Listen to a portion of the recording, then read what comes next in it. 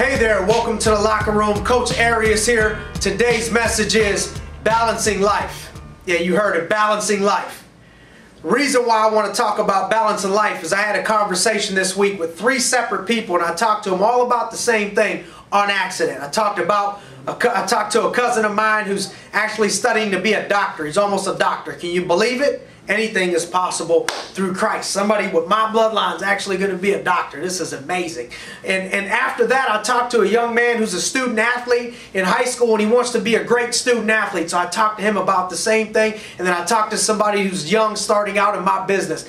And I talked to them all about the same thing, which is balance. It's going to be opposite. Some of you are going to be mad at me for saying this stuff. And I'm going to say this, I'm going to preface all of this by saying sometimes when you don't have quantity of time, you got to spend quality. Make more sense. I see people that want to say they need more time with their family. They go home and they don't even talk to their wife. They don't even spend time with their kids. They just sit on the couch and watch TV, or they're separate rooms. That's not spending time. That's wasting time. So you might not have a lot of time, but you got to give quality instead of quantity. Keep things in perspective. You got to love your family. You got to love God. You got to give time to things that are important to keeping you right. But aside from all of that, that was my preface. Aside from all of that, let me get direct and be real with you in this message about balance. And in my personal opinion, there is no such thing. In the beginning, when I started out grinding, I didn't come from a lot. I didn't come from anything, a lot of money. So what happened is in the beginning, in the business, people thought that I was crazy. People told me that I was crazy. I had an imbalance. I didn't go to football games. I wasn't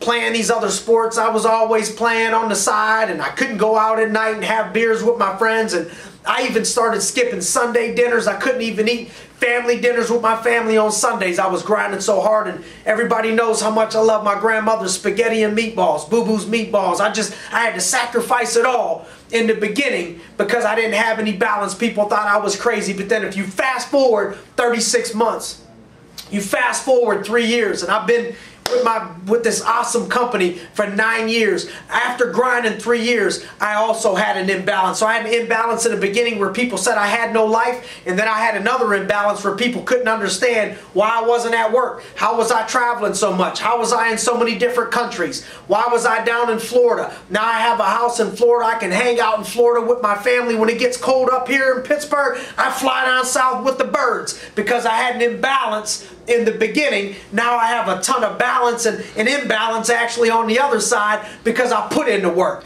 Do the work. You're going to have an imbalance in life. Then you could coach your kids' teams. You could do all the fun things that you want to do, but you got to do the work up front. I watch people just walk around and just put in average effort, and then they got to live that for the next 40 years, 50 years. But if you put in that grind up front, I want to encourage you and challenge you to put the grind in up front, to have imbalance, to have a sacrifice. You think Michael Jordan just did average things? You think he put in all his time into being a great basketball player? How do you go from being cut from your high school basketball team to being the greatest player of all time? You think Tiger Woods had balance coming up being great in golf, or do you think he gave it everything that he had?